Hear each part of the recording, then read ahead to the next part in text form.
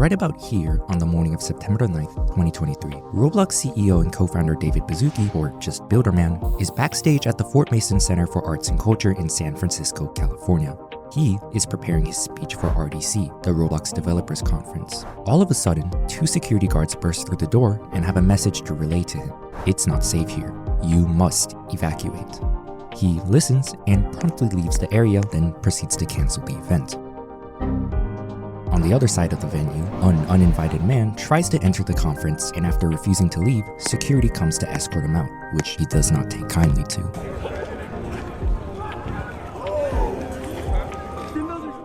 Once the man is put into the police cruiser, officers search his vehicle and upon opening the trunk are able to find a variety of items. These items include a handgun, multiple rounds of armor-piercing ammunition, and a high-capacity ammo magazine. Fortunately, nobody was harmed that day. If somebody was, this video would not exist. Of course, plenty of speculation online afterwards sprang up. Maybe if one thing had gone just a little wrong, this day could have been Builderman's.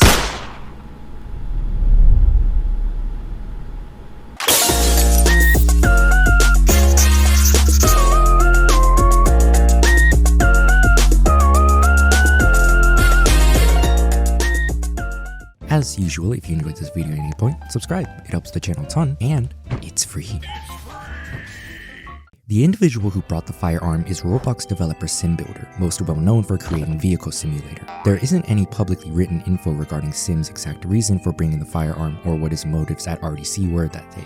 However, he had publicly expressed his frustration for not getting invited to the conference prior to the incident. Of course, with any event that has gaps of info in the United States, conspiracy theories began to spread. Theories that have persisted till this day. There's one theory in particular that is so intriguing, it honestly baffles me that a select few individuals in a corner of the internet were even able to come together to construct this whole thing. And the theory is, what if on that day, September 9th, 2023, SimBuilder never planned to harm anyone at all? Of course, I want to remind you that almost all conspiracy theories turn out to be false. I simply wanted to share this one to maybe spark a discussion due to the intriguing nature of it all.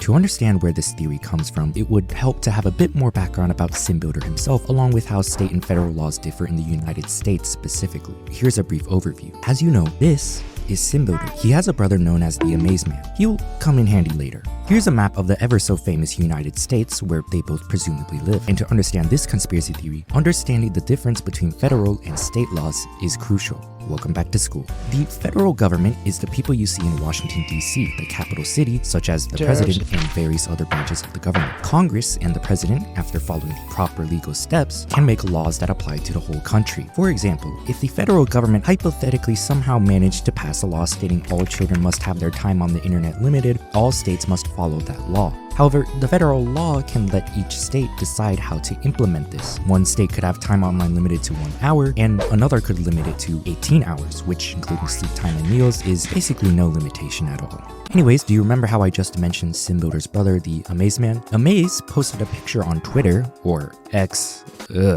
on the 21st of February, 1 year prior to the incident. It doesn't take long for a handful of individuals investigating for fun to find out the photo was taken somewhere in Arizona based off the topography, such as the cacti, shrubs, and what looks like the Santa Catalina Mountains. The theory is that if SimBuilder and Amaze actually lived together in Arizona due to being brothers, this raises a lot of questions, because SimBuilder wasn't actually charged with firing a weapon at somebody or assaulting an officer like some may say. He was charged for possessing the items mentioned at the beginning of the video and leaving them unattended in a vehicle. So here's the whole theory laid out. What if SimBuilder, in all his anger from not being invited to the developers conference, drove from Arizona to California where the conference was to complain and had simply forgotten he had those firearm related assets in his car? All of those items that are illegal to leave unattended in California is perfectly okay to leave in Arizona, a state with less strict firearm laws. He has gone on record to state publicly he had no intent to harm anyone that day. Is that true?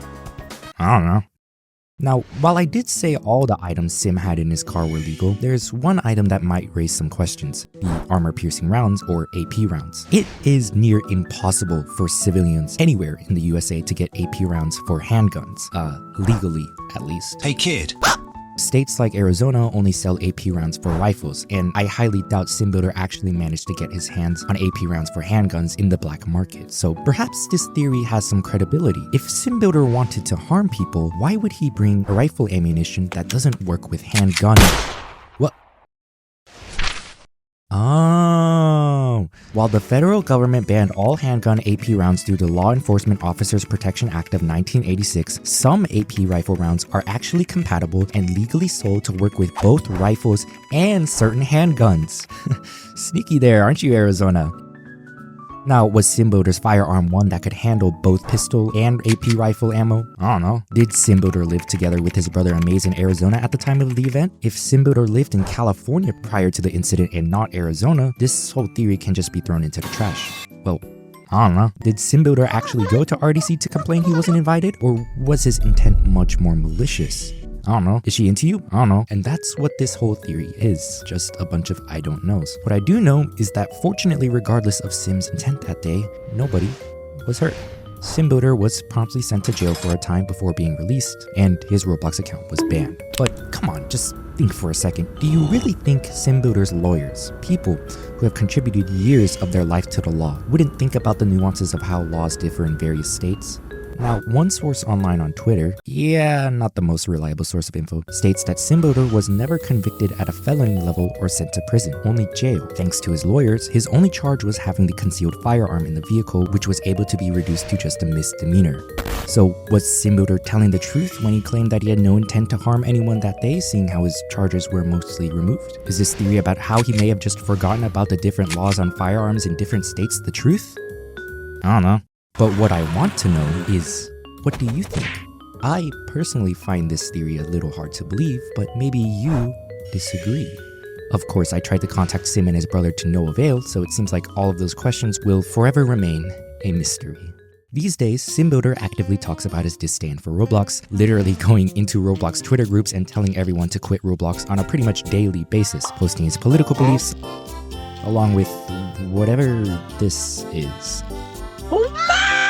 And just as a side note, do not go harassing SimBuilder or those related to him. He's already gone through legal processes and served his time for this incident, and will probably never be allowed onto the Roblox platform again, and it seems like he doesn't want to come back either. And if he was somehow telling the truth about having no intent to harm anyone that day, well, wouldn't that be the best case scenario for everyone? We'll never know the real true reason SimBuilder went to RDC that day. Was he there to complain? Was he there to harm someone but was just caught in the act early? Who knows? With all of this lack of info, honestly, all I have to say is that this entire incident summed up is just really bizarre. Was this whole video a JoJo's reference?